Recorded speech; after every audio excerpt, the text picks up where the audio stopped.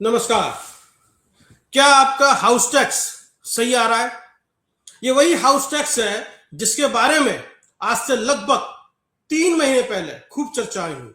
हमने बहुत सारे धरना प्रदर्शन देखे गाजियाबाद के अंदर, नेताओं की बयानबाजियां सुनी हमने, आश्वासन देखे, प्रेस कॉन्फ्रेंस सुनी हमने और पार्षदों के धरना प्रदर्शन भी देखे हमने। बहुत जबरदस्त राजनीति और बहुत जबरदस्त खेला चल रहा था गाजियाबाद में, और गाजियाबाद से लेकर लखनऊ तक की दौड़ देखी हमने। डिप्टी सीएम तक पहुंचे लोग और कोई ऐसा मंत्री या सांसद नहीं छोड़ा जहां तक पार्षद या फिर लोग ना पहुंचे हो। खूब पत्राचार हुआ, खूब ज्ञापन हुआ, लोगों ने खूब राजनीतिक रोटियां सेकी और आश्वासन मिले। मुकदमेबाजी भी हुई कि हाँ हाउस टैक्स कम होगा, और फिर एक बार एक बात आई कि हाउस टैक्स कम हो जाएगा। लेकिन लोगों का धैर्य फिर से टूट रहा है और कुछ व्हाट्सएप ग्रुप में जहां पर हम भी जुड़े हुए हैं, हाउस टैक्स को लेकर चर्चाएं चल रही हैं और कहा जा रहा है कि हाउस टैक्स को लेकर एक बार फिर से कमर कसनी पड़ेगी, संघर्ष करना पड़ेगा। इसी पे पूरी चर्चा करेंगे कि हाउस टैक्स के बारे में जो कहा गया था उसमें कहां तक सफलता मिली या फिर जनता को बरगला दिया गया, भ्रम में रखा गया और हाउस टैक्स आज भी वैसे ही वसूला जा रहा है। सिर्फ मुद्दा बदल गया गाजियाबाद की राजनीति का। तो गाजियाबाद की राजनीति का मुद्दा क्यों बदला, कैसे बदला, किसने बदला, इस पर भी चर्चा करेंगे। गाजियाबाद नगर निगम, जैसे कि हम दिल्ली की एमसीडी की बात करते हैं, बंबई की बीएमसी की बात करते हैं, ऐसे ही गाजियाबाद की राजनीति म्युनिसिपल कॉर्पोरेशन के आसपास घूमती है। और इसीलिए हम कहते हैं शहर की सरकार। तो शहर की सरकार कैसे काम कर रही है इसी बात करेंगे और डॉली शर्मा के उस बयान को भी डिकोड करेंगे जिसमें उन्होंने कहा था प्रेस कॉन्फ्रेंस के जरिए कि कांग्रेस पार्टी इसको बर्दाश्त नहीं करेगी, और वो वीडियो भी मैं आपको दिखाऊंगा। डॉली शर्मा का राष्ट्रीय प्रवक्ता है कांग्रेस पार्टी की और 5.5 लाख वोटों को हर प्रेस कॉन्फ्रेंस में कहती हैं कि मुझे 5.5 लाख वोट मिले थे, मैं 5.5 लाख वोटों की नेता हूं। उसी में बात करेंगे। मेरे साथ में नीरज गोयल है, सुभाष गुप्ता है, विनीत त्यागी है मेरे साथ में। आप सभी लोगों का स्वागत है। और सुनील है, व्यापारी नेता है, अभी जुड़ नहीं पाए। नीरज, क्या हुआ? बड़ी राहत की खबर थी कि नगर निगम ने जो है पूर्व में लागू की गई भारी हाउस टैक्स की संपत्ति की दरें थी या उसको जो वापस ले लिया है, अब पुराने नियमों दरों के आधार पर टैक्स लिया जाएगा। बढ़े हुए पैसों को अगले 3 सालों के बिलों में एडजस्ट कर दिया जाएगा। मकानों की उम्र के आधार पर 25% से लेकर 40% भारी छूट दी जा रही है। भारी छूट दी जा रही है, ऐसा लगता है बाजार में हो ना, भारी छूट दी जा रही है ना। क्या हुआ अजय जी? जो हमारे संविधान में लिखा हुआ है, कुछ छूटें संविधान में लिखी हुई थी जो गाजियाबाद नगर निगम द्वारा अभी तक नहीं दी गई थी। बोर्ड की बैठक में उन सब छूटों को पास कर दिया गया है, जिसकी वजह से दरों को ज्यादा अगर हम घटा देते हैं तो बहुत ज्यादा कम हो जाएगा, मान के चलो ना के बराबर हो जाएगा। तो उसको देखते हुए दर ज्यादा कम नहीं करी, लेकिन छूटें बहुत सारी हम नगर निगम ने जनता को दी है, जिससे राहत मिलेगी। जैसे मैं आपको बताता हूँ कि जितना भी कवर्ड एरिया है उस पे 20% की छूट है। पहले कवर्ड एरिया माना 100 गज है तो उस पर 20% की छूट मिल जाएगी आपको। 80 गज पर ही आपको हाउस टैक्स देना पड़ेगा। ये 20% आखिर क्या चीज है वो भी मैं आपको बता देता हूँ। 20% में आपका बरामदा है, जीना है और लैट्रिन बाथरूम है। इस तरह के स्पेस को मान के चलते हैं कि 20% एक्स्ट्रा होती है, जगह ये होती है, इस पे हाउस टैक्स नहीं लगता है, तो इसलिए आपको 20% की ये छूट दी जा रही है। उसके बाद यदि कोई भी घर 0 साल से अगर 10 साल तक है तो उसको 25% की छूट दी जा रही है। मतलब 25% की छूट प्रत्येक घर को मिलेगी, चाहे वो आज बनाए चाहे 10 दिन पहले बनाए। उसके बाद यदि कोई घर 10 साल से ज्यादा पुराना है, 10 साल से 20 साल के बीच का बना हुआ है, उसको 32.5% की छूट मिलेगी। और जो 20 साल से ज्यादा पुराना बना हुआ है उसको जो है 40% की छूट मिलेगी। अब ये छूट मिलने के लिए जो 40% की छूट या 32% की छूट जब मिलेगी, जब हम कोई भी 5 प्रूफों में से एक प्रूफ नगर निगम में हम जमा करें और उसके साथ एक एप्लीकेशन दें हम कि हाँ भाई मेरा घर 20 साल से पुराना बना हुआ है, इसलिए मुझे 40% की छूट दी जाए, और मैं अपनी इस एप्लीकेशन के साथ ये डॉक्यूमेंट्स जमा कर रहा हूँ।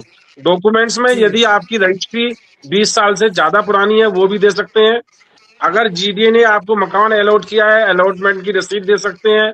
यदि आपने हाउस टैक्स 20 साल से ज्यादा पुराना देते आ रहे हैं, अपने हाउस टैक्स की रसीद भी जमा कर सकते हैं उसमें। और अगर आपका बिजली का बिल है, बिजली का बिल भी दे सकते हैं। नक्शा पास कराया था, नक्शे पास कराने की फोटो भी जमा कर सकते हैं। अगर इस तरह के डॉक्यूमेंट्स कोई भी आप देते हैं तो आपको 40% की छूट मिल जाएगी। उसके ठीक है। बाद 10% की छूट और मिलेगी जो कूड़ा पृथक्करण की बोलते हैं। हमारा हाँ। जो कूड़ा हम जब डोर टू डोर वाली गाड़ी में डालते हैं, सूखा और गीला कूड़ा अलग अलग करने के नाम पर हम 10% की छूट अलग दे रहे हैं। उसके बाद 2% की छूट हम उस चीज की दे रहे हैं अब यदि एक सवाल है, एक सवाल है नीरज, एक सवाल है। ये ठीक है, ये लिटरेचर है, आप बता रहे हैं। मैं एक मैसेज पढ़ के बता रहा हूँ और सवाल पूछ रहा हूँ। ये गृहकर पीड़ित संघर्ष समिति है, उसमें सुभाष गुप्ता जी भी शामिल है हमारे साथ में। इसमें एक मैसेज है, मैं पढ़ रहा था, तिलक राज अरोड़ा ने लिखा इसके अंदर। जब शासन ने 2023 में ही टैक्स बढ़ाने का प्रस्ताव पास कर दिया था तो नगर आयुक्त इसे अब तक प्रेस कॉन्फ्रेंस करके जनता को समझाकर क्यों लागू नहीं कर पाए? क्यों, जब हमारे शहर के सभी जनप्रतिनिधि 30 जून 2025 की बोर्ड मीटिंग में एक सुर में कर बढ़ोतरी के प्रस्ताव को निरस्त कर चुके थे, तो उसे आपने लागू कराने में रुचि क्यों नहीं दिखाई? ये बहुत सारे सवाल पूछ रहे हैं। छूट का झुंझुना बनाम 10% फ्लैट बढ़ोतरी। आपका दावा है कि वे केवल 10% हाउस टैक्स बढ़ा रहे हैं, लेकिन इसके साथ शर्तों की जो बेड़ियां लगाई गई हैं, जो शर्तें बता रहे हैं आप, 5 शर्तें है ना, शर्तों की बेड़ियां है ना ये, कि टर्म्स एंड अजय कंडीशन जी अप्लाई। जैसे बैंक जो लोन देता है, कहता है टर्म्स एंड कंडीशन अप्लाई, है ना। ये जो मैं शर्तों की बेड़ियां, ये व्यापारी अब कह रहे हैं, ये चर्चा चल रही है कि शर्तों की बेड़ियां क्यों लगाई आपने? मैं अभी अभी आपको मतलब केवल मुझे आप 2 मिनट और दे दीजिए, मैं आप सब बात कर दूं, बता दूंगा आपको। मैं जनप्रतिनिधि हूं और जनता की बात करूंगा। आप बेफिक्र रहें, नगर निगम की या मैं नगर के अधिकारियों की बात नहीं करूंगा। मैं बात ठीक है। करूंगा खाली जनता और जनता के लाभ के लिए बात करूंगा। और हाउस टैक्स का मुद्दा मैं ये मान के चलता हूं, यदि कोई सबसे पहले वाला व्यक्ति था तो मैं उस टीम में से मैं ही एक हूं, और जिसका मुझे खामियाजा बहुत ज्यादा भुगतना भी पड़ा है। चलो खैर। ठीक तो मैं बात कर रहा था 2% की छूट की बात कर रहा था। यदि आप ऑनलाइन अगर हाउस टैक्स जमा करते हैं तो आपको 2% की अतिरिक्त छूट मिलेगी। लेकिन इन मुझे सबसे बड़ा बात यह है कि व्यापारियों को बहुत बड़ा इसमें थोड़ा सा दिक्कत आएगी। व्यापारियों को क्या दिक्कत आने वाली है? व्यापारियों इनमें से कोई भी छूट का लाभ नहीं मिलता है। व्यापारी का जो कॉमर्शियल एरिया होता है उसमें लैट्रिन बाथरूम भी नहीं होते हैं, है ना। और ना सीढ़ी होती है, इस तरह का कोई व्यवस्था नहीं है। तो उसको देखते हुए 20% की छूट भी नहीं मिलेगी उनको। और जो पुराना मकान होता है उसकी भी छूट नहीं है। केवल 20% की छूट उन्हें उस बात की मिलेगी, यदि वो समय से हाउस टैक्स जमा करेंगे तो उनको 20% की छूट वाली केवल मिल पाएगी। 2% की छूट ऑनलाइन जमा करने की मिलेगी। 22% की छूट मिलने वाली है। बाकी व्यापारियों को कॉमर्शियल क्षेत्र पे नहीं मिलेगी, उनको थोड़ा सा इसका नुकसान होने जा रहा है। तो उसका तो मैं मानता हूँ कि हाँ भी ये दिक्कत है, लेकिन मैं एक चीज से नाराज भी हूँ इस व्यवस्था को देखते हुए। शहर के अंदर सभी तरह के व्यक्ति हैं, बहुत से लोग अनपढ़ भी हैं, बहुत सीधे भी हैं और बहुत तेज भी हैं, सभी तरह के व्यक्ति हैं। लेकिन इस तरह की छूटों को लेकर लेने के लिए वो नगर निगम के यहाँ एक लाइन लगा के खड़े हो जाएं, बार बार कागज लेके जाएं, वहां व्यवस्था में जाएं, किसको मिलेगी, किसको नहीं मिलेगी, किसको पास करेंगे, किसको पास नहीं करेंगे, किस पे छोटे कर्मचारी खुश होंगे, किस पे छोटे कर्मचारी खुश नहीं होंगे। ये सब व्यवस्थाओं को देखकर थोड़ा सा संशय मन में होता है। लेकिन ठीक है। यदि वहां का पार्षद, स्थानीय पार्षद जागरूक है तो अपने क्षेत्र में रह रहे प्रत्येक नागरिक को वो उस तरह की छूटें दिलवाएगा भी। और यदि कोई कर्मचारी किसी भी तरह से कोई भी पैसा मांगता है तो वो अपने पार्षद से संपर्क करे। और मेरा उम्मीद है कि पार्षद किसी भी तरह की कोई भी रिश्वत देने नहीं देगा, मुझे ऐसा विश्वास है।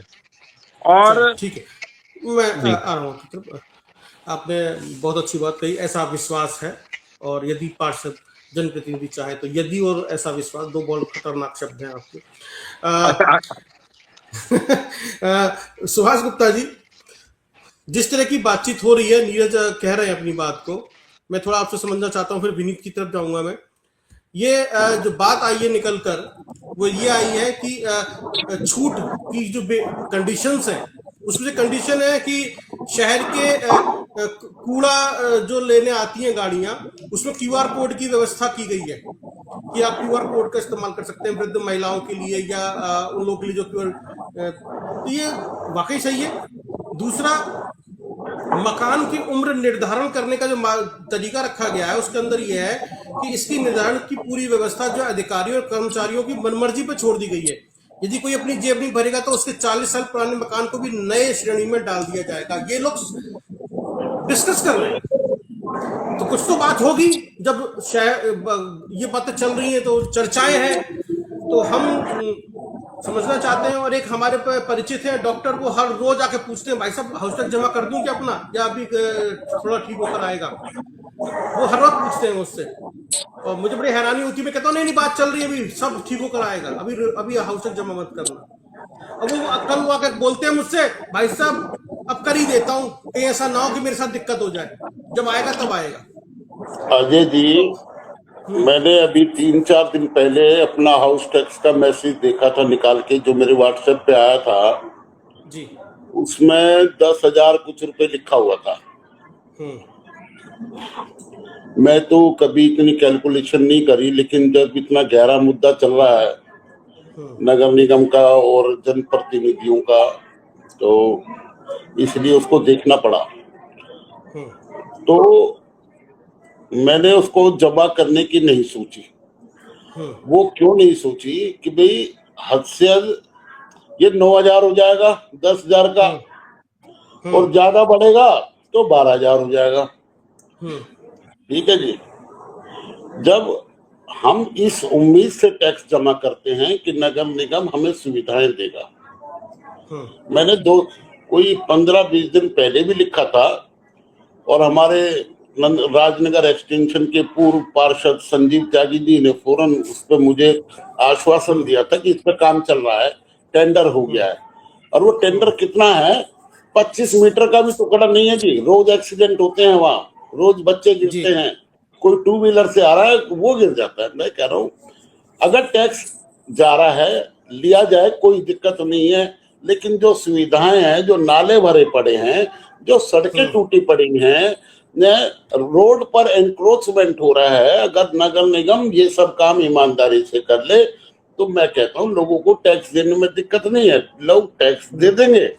लेकिन ये काम क्यों नहीं हो रहे, सबसे बड़ी बात तो ये आती है। अब मैं घर से और यहाँ फैक्ट्री तक आता हूँ, मैं केवल जो अपने काम से आता हूँ, बाकी तो जो मैं जो समाज सेवा में लगा रहता हूँ।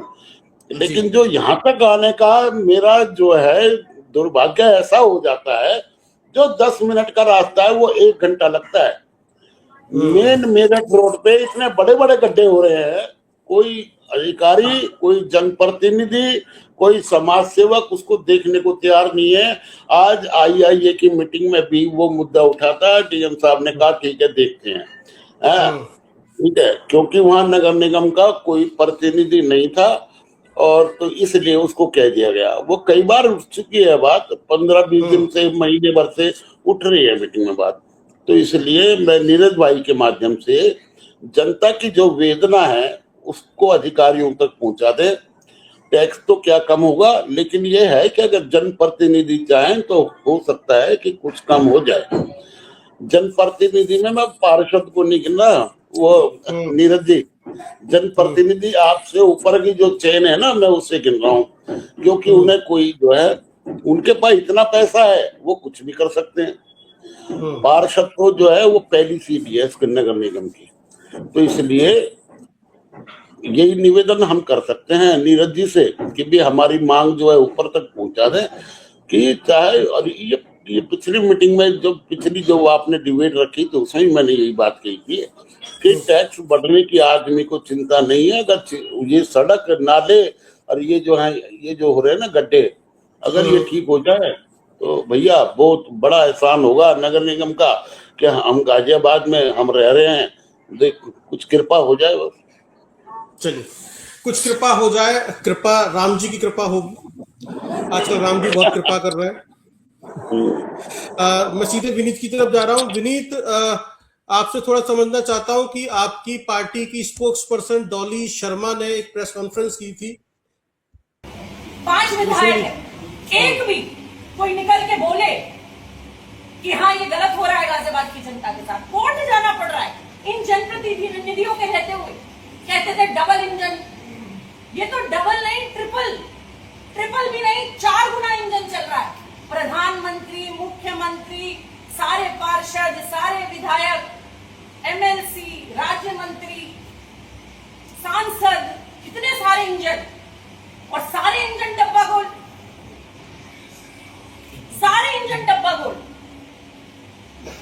जहां टैक्स की बारी आ रही है सारे इंजन डब्बा गोल, सुविधाएं देने में डब्बा गोल।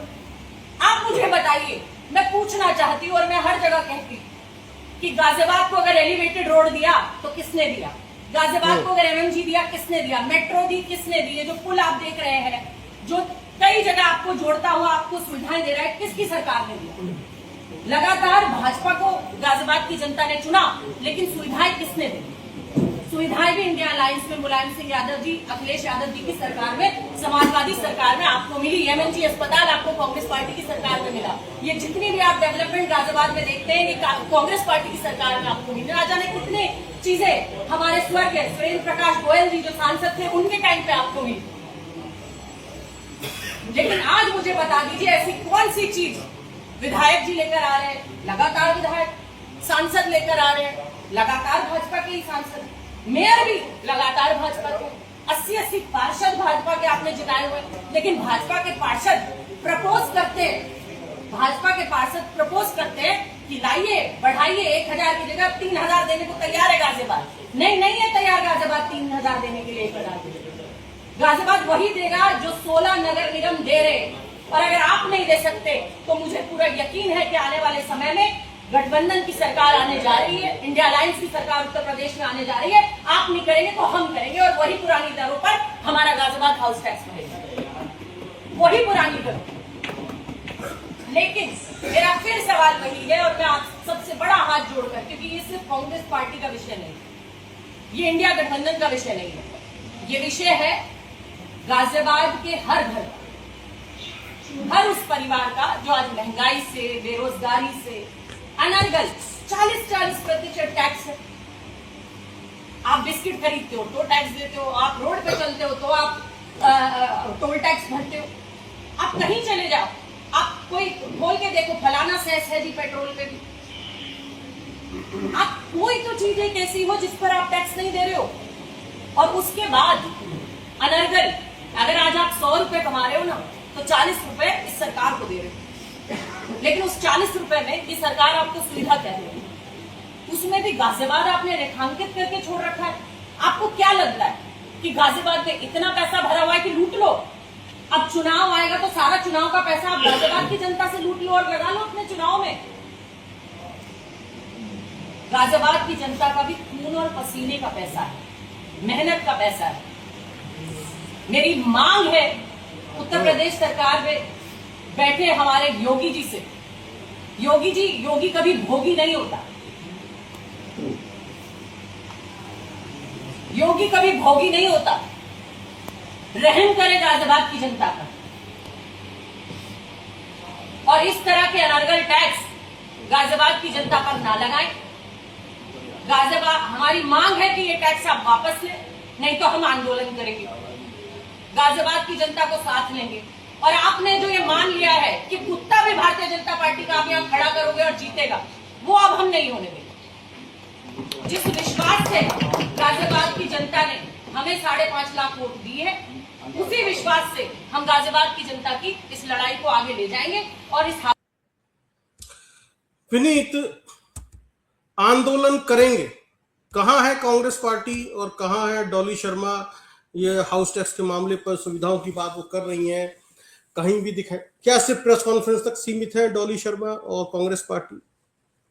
आप पूर्व जिला अध्यक्ष हैं, आपको इनवाइट करना होगा। के पार्टी के, एक सेकंड, आवाज आपको सुन पा रहे हैं? मुझे आ रही आप सुन पा रहे हैं? आ रही कहीं ना कहीं कोई भी व्यक्ति अपना योगदान कहीं ना कहीं किसी तरीके से देता है। हम सड़कों पर निरंतर हम इस सरकार के विरोध में, चाहे वो कोई भी प्रकरण रहा हो, हाउस टैक्स वाला मामला रहा हो, हम उससे पहले भी सड़कों पर रहे हैं। जब 300 टैक्स वाला वाला मामला था, तब भी हमने धरना प्रदर्शन करके डीएम साहब से हम मिले थे। तो ये कहना तो बिल्कुल गलत है कि कहाँ कांग्रेस है। कांग्रेस हर एक आम आदमी की आवाज बनकर के साथ में है। और जहां तक बात आपके सवाल का है, तो इस सरकार के अंदर सबसे ज्यादा कोई भी एलिमेंट ऐसा नहीं है जो डिस्टर्ब ना हो। जब आप सड़क की बात करते हो तो मेरा खुद मोल्टा गांव जो है वो नगर निगम के अंदर आता है।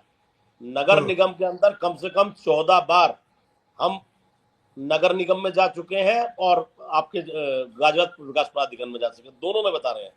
क्योंकि स्थिति ऐसी है कि कुछ एरिया गाजियाबाद नगर निगम के अंतर्गत आता है जो हाई राइज बनी हुई है, और जो गांव है, गांव का जो नाला आता है वो आता है नगर निगम के अंदर।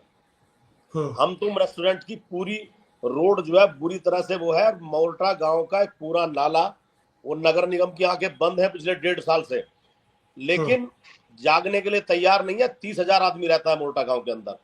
सुविधा आप आके देखेंगे, मोल्टा के पीछे जो रोड जारी है, आपको मैं कह रहा हूँ कोई भी अगर गाड़ी प्रीमियम गाड़ी आप लेके जाते हैं तो चैम्बर उसका गाड़ी का टूट जाएगा। ये स्थिति नाक के नीचे है नगर निगम के। आप अगर बात करते हैं मेरे यहाँ पर मनन धाम के बराबर वाली रोड की, तो नगर निगम का क्षेत्र आप जाकर के देखिएगा। मोल्टा गांव के अंदर का क्षेत्र है जो शाहपुर जाके मिलता है, वो देखिएगा कि उसमें कितने बड़े बड़े गड्ढे हो रखे हैं कि नगर निगम ने क्या काम किया है। हाउस टैक्स के लिए चाहे हमेशा टैक्स, चाहे गब्बर सिंह टैक्स हमने कहा, जीएसटी को, आपके सामने रिजल्ट क्या रहा, स्मॉल स्केल इंडस्ट्रीज सारी खत्म हो गई। अब आपने यहाँ पर जो टैक्स लगाया है तो ये देखना जरूरी है सबसे पहले कि क्या नगर निगम वहां सुविधाएं पहुंचा पा रहा है। चाहे वो पानी की सुविधा, आप निरंतर एक टैक्स की तरफ बढ़ रहे हैं कि टैक्सेस कैसे लगाए जाए जनता पे। आपने कभी ये सोचा नगर निगम ने कि मेडिकल चीजों को कैसे बढ़ावा मिले, फ्री एजुकेशन, या बच्चों को, गरीब बच्चों को एजुकेशन पे कैसे काम किया जाए। गाजियाबाद के अंदर जो मुरादनगर जैसे, लोनी जैसे जगहों पर चीजें बंद हो गई हैं, क्या ध्यान दिया गया? मैं आपसे सवाल जो नहीं, मेरा सवाल कुछ और है आपसे। मेरा सवाल यह है आपसे कि जो डॉली शर्मा कह रही थी प्रेस कॉन्फ्रेंस में आज से 3 महीने पहले कि हम आंदोलन करेंगे, तो सो क्यों गई कांग्रेस पार्टी? आंदोलन शुरू क्यों नहीं हुआ? अरे चैनल को शुरुआत करनी पड़ी आज डिबेट के जरिए। हम सवाल पूछ रहे हैं आपसे आज। आपके सवाल का जवाब मैं दे चुका है कि जिस समय पर 300% टैक्स के बारे में बात हुई थी, तो जब डीएम साहब से हमने विरोध प्रदर्शन दर्ज किया था और हम डीएम साहब को ज्ञापन दे के आए थे, उसके नेक्स्ट डे मेयर साहब और ऊपर से सरकार का ये वो रहा कि ये टैक्स वापस लिया जा रहा है और 300% नहीं लेगा, पुरानी दरों पर टैक्स लगेगा। लेकिन मैं ये पूछना चाहता हूँ, पुरानी दरों पर तभी आप टैक्स लेने का अधिकारी है नगर निगम, अगर सुविधाएं कहीं पहुंचाई हो। अभी तो आप जाइएगा, या फ्री होल्ड कॉलोनी पड़ती है, ये 27 के पीछे बैक साइड में मैनापुर के इधर से निकल के मैं आपसे, ठीक है, आपने अपना हाउस टैक्स जमा कर दिया विनीत? नहीं, मेरा तो हाउस टैक्स, बात समझिएगा, हाउस टैक्स जब जमा करेंगे, जमा किया या नहीं किया, चीजों को ठीक करेंगे। गलत हाउस टैक्स क्यों जमा करेंगे? ठीक है, अभी आपने जमा नहीं किया, गलत हाउस टैक्स आपने जरूर जमा नहीं किया आपने। डॉक्टर बीपी त्यागी, हाउस टैक्स को लेकर एक विवाद फिर से जो है बनना शुरू हो गया है और लोगों के अंदर आक्रोश पनप रहा है कि ये अभी तक ठीक नहीं हो पाया है। लोग असंतुष्ट हैं, अभी भी कह रहे हैं कि ये बरगला दिया, हमें लॉलीपॉप दे दिया है। आप भी सहमत है क्या? आपके पास भी हाउस टैक्स के मैसेज आते होंगे, आपने भी, आपके जो डॉक्टर्स हैं वो क्या सोचते हैं, आपके जो परिचित हैं वो क्या सोचते हैं हाउस टैक्स को लेकर? देखिए, हमारे आसपास सेक्टर 14 में, राजनगर में, और जितने भी डॉक्टर्स से हमने बात की है, सबके पास 4 गुना टैक्स आया है जो पहले आता था। ये 10% बढ़ के नहीं आ रहा है, जो कह रहे थे कि 10% बढ़ के आएगा, बस ऐसा कुछ नहीं आ रहा है। तो वो जब तक 10% बढ़ के नहीं आएगा, उस वक्त तक हम सब लोगों ने होल्ड पे रखा है कि हम टैक्स नहीं देंगे। ना हम दे रहे हैं, ना हमारे डॉक्टर साथी दे रहे हैं, ना आसपास के लोग दे रहे हैं। ठीक, नीरज, क्या फायदा है बताइए? 4 गुना बढ़कर आ रहा है टैक्स 10% की बजाय।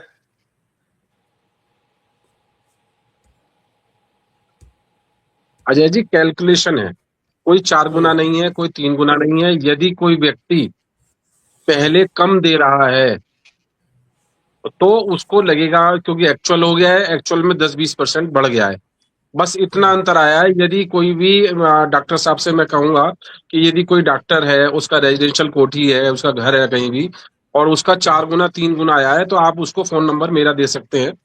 मेरी जिम्मेदारी है उनकी ठीक से ठीक करवा के तो उनका मैं हाउस टैक्स जमा। आपको अपना नंबर बता देता हूँ, नीरज जी लिख लीजिए आप। हाँ, नहीं, मेरे पास है नहीं, आपका नहीं, आपका नंबर नीरज मेरे जी, पास है। आप नहीं डॉक्टर साहब, नहीं, डॉक्टर घर साहब, का नंबर, मैं घर के नंबर की बात कर रहा हूँ। नहीं नहीं, मुझे तो फोन नंबर दे दीजिए, उसके अंदर आप मुझे अपना कवर्ड एरिया जितना आपका रजिस्ट्री में जितना आपका मकान है वो उतना तो एरिया ऑलरेडी बता ऑफिस के दीजिए। पास है, हमने कोई उसमें कुछ ऐड नहीं किया है नया, हमने अब 20 साल डॉक्टर से साहब कुछ नया बनाया मैं नहीं है। मुझे केवल आप ये बता दीजिएगा कि अब मेरा मकान इतने गज का मकान है। मैं आपको ये बता दूंगा कि अब से पहले इतना हाउस टैक्स आपका बनता था और आज इतना बनेगा, बस मैं इतना अरे बता सकता हूँ। बाकी हम मैं बता और किसी देते हैं, बहस में नहीं आ पाऊंगा डॉक्टर साहब। हम बता देते हैं। हम हमारा घर 300 गज ऐसा में भी हो बना है। सकता है कि आप पहले कम दे पा रहे हो, नहीं नहीं, किसी कारण से वो पूरा ना जमा हो रहा हो। हमारा घर 300 गज का है, उसमें आप देख लीजिए कितना कवर्ड एरिया हो सकता है, और उसमें 2 मंजिल बनी हुई है। 2 जी, मंजिल है। हाँ, नीरज, ठीक है जी जैसे साहब। अभी आपने कहा कि आपकी कोई समस्या है, आप मेरा नंबर ले लीजिए या मुझसे संपर्क कर लीजिए। ऐसे ही गाजियाबाद के एक मंत्री जी हैं, उन्होंने भी हमसे कहा था कि जिसकी भी कोई समस्या हाउस टैक्स से रिलेटेड सीधे हमसे बात कर ले। मंत्री, राज्य मंत्री अजय जी, अजय नरेंद्र जी, कुमार कश्यप। यदि आपके पास मैं अपनी गारंटी ले सकता हूँ, यदि आपके हम्म, पास कोई ऐसा फोन अभी तक आया हो कि नीरज को मैंने फोन किया है, नीरज ने नहीं हम्म। उठाया, किसी कारण से नहीं उठाया, तो 1 घंटे 2 घंटे में फोन नहीं वापस नहीं नहीं गया है, नहीं, बात बात ये नहीं या है। बात मैं नहीं, अपनी सवाल ये नहीं है ना अपनी ना, गारंटी ले सकता हूँ। सवाल ये नहीं है। सवाल ये है कि जनप्रतिनिधि जब आगे बढ़कर जिम्मेदारी उठाने के लिए तैयार है, जैसे आप हैं या मंत्री जी हैं, कह रहे हैं कि भाई मुझसे संपर्क कर लीजिए, मैं समस्या का समाधान करूंगा, है ना। मैं कह रहा हूं कि जनप्रतिनिधि आगे आ रहे हैं, बढ़ रहे हैं कि हाँ जी हम आपके साथ हैं, लेकिन इसके बावजूद भी हाउस टैक्स को लेकर यह असंतोष क्यों है जनता में, मैं ये समझना चाहता हूं बस। अजय जी, सबसे बड़ा कि हम लोग पहले कम थे। अब इन्होंने 2 चीज, नगर आयुक्त जी ने या नगर निगम प्रशासन ने 2 चीज एक साथ लागू कर दी है। पहली चीज ये लागू कर दी है, एक्चुअल पे टैक्स लग रहा है। पहले क्या था कि हमने जो है 300 गज का मैंने 150 गज बना रखा था, आगे लोन बना रहे थे, मैं 150 गज पे हाउस टैक्स दे रहा था। उसके बाद मैंने नीचे के ग्राउंड फ्लोर पूरा करा, 300 गज पूरा कर दिया, तो मैंने नगर निगम में जाके नहीं बताया कि मैंने 300 गज पूरा बना दिया है। उसके बाद बच्चे की शादी हुई, परिवार बढ़ा, मैंने 1 मंजिल और बना दिया, उसकी भी मैंने सूचना वहां जाकर नहीं दी। तो आप ये टोटल कहना जो चाह रहे अभी हैं कि हम गाजियाबाद के लोग बेईमानी कर रहे थे नगर कभी तो निगम के नहीं, साथ, अजय जी, नगर ये निगम ने बेईमानी नहीं है। अजय जी, इसलिए उनको ये बेईमानी, हुआ लगा। अजय जी, आप शब्दों को तोल मरोड़ रहे हैं और मेरे ना ना, लिए समस्या खड़ी मत करिए आप। मैंने ये हम्म, नहीं कहा है लोग बेईमान है, मैंने कहा लापरवाही है। मैंने कोई हम्म, बेईमान नहीं कहा। आप बेईमान शब्द आप कह रहे हैं, आप अपने चलिए चैनल में बैठ के कह रहे हैं जनता को। चलिए, मैंने कहीं लापरवाह नहीं मान कहा। लेते हैं। मैं जनता हूं, मैं जनता नहीं, का प्रतिनिधि हूँ, तो लापरवाह मैं मान लेते जनता की हैं। बात रखता हूँ। मैं नहीं, जनता की लापरवाह बात मान रखता हूँ। लेते अगर हैं, हम जनता भी को आप जनता की बेईमान बात कर कहोगे रहे तो हैं। मैं आपसे लड़ पड़ूंगा। नहीं, हम भी जनता की बात कर रहे हैं, हम लापरवाह मान हाँ, लेते हैं, आपकी बात मान लेते हैं, या तो लापरवाह है आप ज्यादा मेरी बात, जनता। अगर आप मेरी बात ठीक से समझना चाहें तो मैं समझाऊंगा, नहीं तो कोई बात नहीं है ठीक है, उसका। ठीक है, लापरवाही बोलिए। के कारण से हम लोगों ने अपने पूरे माप नहीं बता रहे हैं, हर 3 साल बाद 2 साल बाद हम भी सोचते हैं 2 पैसे बच रहे हैं, चुप हो जाए। हम्म, और फिर हम जब अब बढ़ाए तो पहली बात तो 150 गज का हो गया 600 गज। 600 गज कैसे हो गया? हम्म, 300 गज ग्राउंड फ्लोर, 300 गज फर्स्ट फ्लोर, 600 गज पे हमारा हाउस टैक्स लगेगा। उस हिसाब से ये मापदंड लग रहा है, ठीक है ना। कितना और दूसरा, लगेगा सर? अभी आपने मुझे एक वीडियो दिखाई थी चैनल पर, आप मैं भी देख रहा था उसे बैठ के। हम्म, तो एक बहन जी थी, बहन जी जो है मेरे ख्याल में शायद कांग्रेस की बड़ी नेता है, राष्ट्रीय प्रवक्ता है। गाजियाबाद से बड़े बड़े चुनाव लड़े हैं, लेकिन मुझे उनकी शब्द की जो शब्दावली थी मुझे अच्छा हम्म, नहीं लगा। उन्होंने कहा कि भाजपा से कोई भी कुत्ता खड़ा होगा तो जीत जाएगा। शब्द हम्म, कैसे कैसे कैसे प्रयोग कर रहे हैं? क्या गाजियाबाद की जनता कुत्ते को चुनती है? हम्म, गाजियाबाद से जनप्रतिनिधि कोई भी पार्टी से जीत रहा है, इसमें भाजपा से जीत रहा है, 5-5 लाखों वोटों से जीत रहा है, तो आप क्या हम्म, बात कह रहे हैं? मुझे वो शब्दावली अच्छी नहीं ठीक है, लगी जो उन्होंने ठीक कहा। खैर, ठीक उनके ठीक उनके अपने ठीक शब्द ठीक थे। नहीं नहीं, मैंने एक एक सेकंड, एक मिनट रुकिए, अजय नहीं जी, रुकिए, आप रुकिए, अगर आप एक दिखा रहे हैं नहीं, वीडियो तो फिर उसका तो जवाब अरे दिया रुक तो जाएगा जाओ, ना। अरे रुक तो जाओ ना यार, रुक तो जाओ। विनीत, जो सवाल उठाया है नीरज ने भाषा शैली के ऊपर, आपको जवाब देना है उसका। आपकी राष्ट्रीय प्रवक्ता है और लोकसभा चुनाव लड़ा था उन्होंने गाजियाबाद से। उन्होंने कहा है, वीडियो है और सोशल मीडिया पड़ा हुआ है, ये भाषा शैली का इस्तेमाल किया उन्होंने।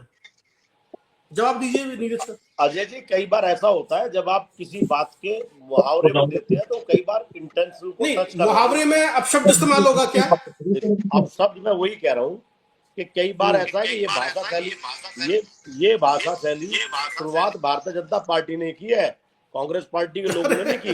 जब कांग्रेस पार्टी के तो लोगों आप को तो कोई मिसाल कायम कर देते। आप अरे तो कोई भाई, मिसाल कायम मैं कर देते। भाजपा की प्रेस आप कॉन्फ्रेंस थी अजय, क्या वो? मेरी बात समझिए कि कई बार होता है ऐसा कि कोई बातें बोल दी जाती है, लेकिन उनका अगर आप मतलब निकालने पे आएंगे तो मतलब तो कहां से कहां निकलता है। मोदी जी वहां पर ब्रह्म कुमारी जी के आश्रम में गए थे, बेटी बचाओ बेटी पढ़ाओ, क्या निकला उनके मुंह से? नहीं, ऐसा मुंह से होता, निकलना, बातें निकल जाती कई नहीं, बार। मुंह से निकलना और प्रेस कॉन्फ्रेंस में बोलना, चुना, प्रेस दोनों अलग अलग कॉन्फ्रेंस चीजें में हैं। अमित शाह जी ने ऐसी ऐसी बातें बोली हैं और कितनी बातें योगी जी ने बोली है प्रेस चलो कॉन्फ्रेंस में, गालियां चलो डायरेक्ट ठीक है, चलो मोदी ठीक जी है, ने मैं बोली मान है। रहा हूँ इनकी वो सब्जेक्ट पर आते हैं। मैं सिर्फ सब्जेक्ट पे है, अब वो ये सब्जेक्ट बदल गया हम लोगों का।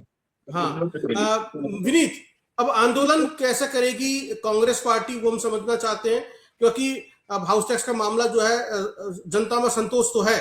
अब भारतीय जनता पार्टी जो भी कर रही है उसको लेकर नीरज बता रहे हैं कि हाँ, आंदोलन ऐसे ही करेंगे जैसे हमेशा से किसानों के साथ मिलकर के मजबूती से काम किया, सरकार को पीछे हटाने का काम किया।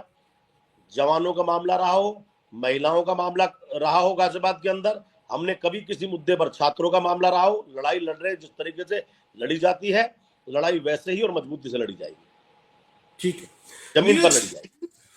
हाउस टैक्स को लेकर क्या नगर निगम में कोई दोबारा चर्चा होने के आसार हैं क्या?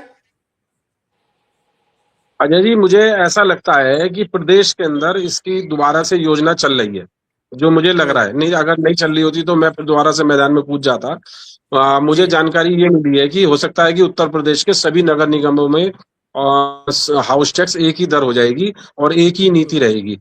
जो गाजियाबाद में अलग, मेरठ में अलग, कानपुर में अलग, ये सब चीजें हैं, वो सब मुझे ऐसा लग रहा है कि इसको एक करने जा रहे हैं और इस पे जो है वो बातचीत चल रही है, मीटिंगें चल रही हैं, क्योंकि सरकारी तुरंत ही निर्णय नहीं आते हैं। तो बहुत जल्दी निर्णय आएगा कि हाँ भी जो है पूरे उत्तर प्रदेश में एक ही हाउस टैक्स रहेगा, उसकी एक ही नीति रहेगी। मुझे ये जानकारी है। ठीक है, पीपी त्यागी जी, आपका इस पर रिएक्शन जो नीरज ने कहा, फिर मैं सुभाष गुप्ता की तरफ जाऊंगा।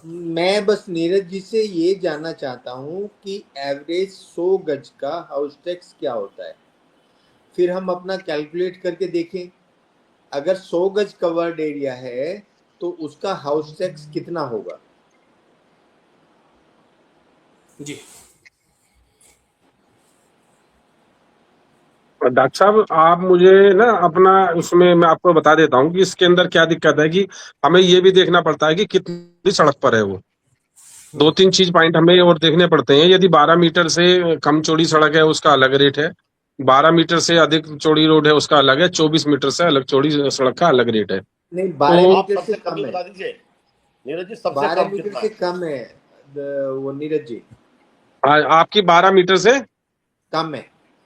एक मिनट, 12 मीटर से कम चौड़ी है तो आपका 2 रुपए 80 पैसे के जो उसकी मतलब कैलकुलेशन लंबी है, मैं आपको बताता हूँ। मैं आपको अगर 12 मीटर से कम वाली है तो मैं आपको जो है आपके व्हाट्सएप पे उसकी कैलकुलेशन निकाल के भेज दूंगा और किस तरह से कैलकुलेशन लगाई है वो भी मैं आपको भेज दूंगा। और यदि किसी को समझना हो, आपके किसी प्रतिनिधि को या एसोसिएशन के किसी अधिकारी को समझना हो तो मैं उसको भी समझा सकता हूँ ताकि वो अपने लोगों को बता सके। वैसे डॉक्टर साहब, मैं आपको बताता हूँ कि मैं ज्यादा पैसे वाला व्यक्ति नहीं हूँ। मेरा खुद एक मन ये है कि मैं एक ऐसा पोर्टल बनाऊं कि ताकि आदमी केवल उस पोर्टल को खोले और उसके अंदर अपना घर कितने गज का है वो डाले, कितनी भुजा, कितना पुराना है ये डाले और कितने मीटर सड़क पर है ये डाले और एंटर का बटन दबाए तो वो निकल जाएगा सामने उसके कि आपका हाउस टैक्स इतना बन रहा है। उससे क्या है कि जो कर्मचारी, जी, इससे बढ़िया कोई बात ही नहीं है। हाँ, इससे क्या है कि जो कर्मचारी लोग जो धोखा देते हैं, गरीब लोग हैं या कम पढ़े लिखे लोग हैं या पैसे वाले लोग हैं जिनको पैसों की चिंता नहीं है, वो केवल देखा अमाउंट और पेटीएम कर दिया, तो उसको ये लाभ मिल सकता है कि वो अपना चेक कर ले। लेकिन इस सब पोर्टल वोर्टल बनाने में, इसका वेबसाइट बनाने में 1-1.5 लाख रुपए खर्चा है, वो अभी मेरी व्यवस्था नहीं है। लेकिन मैं देखूंगा, अभी किसी स्पॉन्सर से बात करूंगा 1-2 जने से, वो 10-10, 20-20 हजार मिला के दें तो हो जाएगा। लेकिन शहर के अच्छे हित में मैं काम करूंगा, चाहे मेरे को इसका कितना भी खामियाजा मैंने भुगताया, आगे भी भुगतूंगा, मुझे उम्मीद है। और 99% हो सकता है मेरा टिकट ना भी हो इसको देखते हुए, क्योंकि मैं हर चीज में दिक्कत करता हूँ।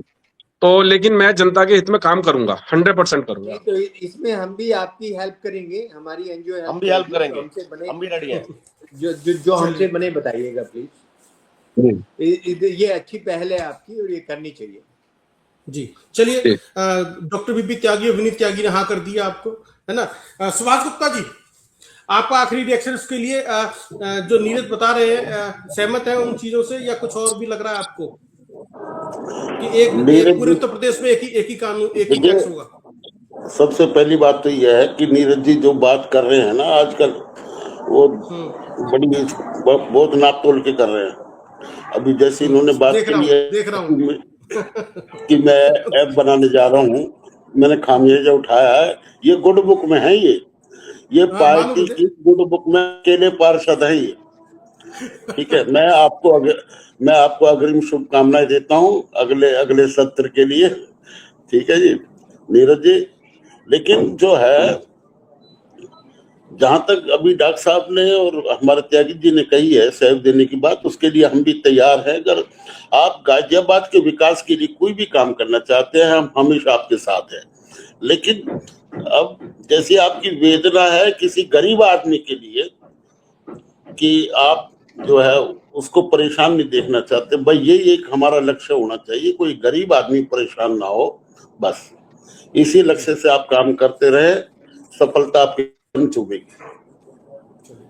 Thank you so much doctor BP Tyagi और डॉक्टर सुभाष गुप्ता और Vineet Tyagi, chair ex district president of Congress party. आप सभी लोगों को बहुत धन्यवाद। तो हमने डिस्कस किया और जानने समझने की कोशिश की हाउस टैक्स का मामला कहां तक पहुंचा है और इसमें क्या पेचीदगियां हैं, टैक्स को लेकर क्या भ्रांतियां हैं, उसी पे आज हमने बातचीत की है, समझने की कोशिश की है। अगर आपके पास भी कुछ सवाल है, जिज्ञासा है, तो आप हमसे पूछ सकते हैं। अगले शो में हम फिर बात करेंगे हाउस टैक्स को लेकर, क्योंकि हाउस टैक्स का मामला गाजियाबाद के सबसे बड़े मामलों में से एक है। इसीलिए हाउस टैक्स के ऊपर हमारी नजर बनी हुई, इसका समाधान होना बहुत जरूरी है। बहुत बहुत धन्यवाद। देखते रहिए आप अवेकनिंग इंडिया।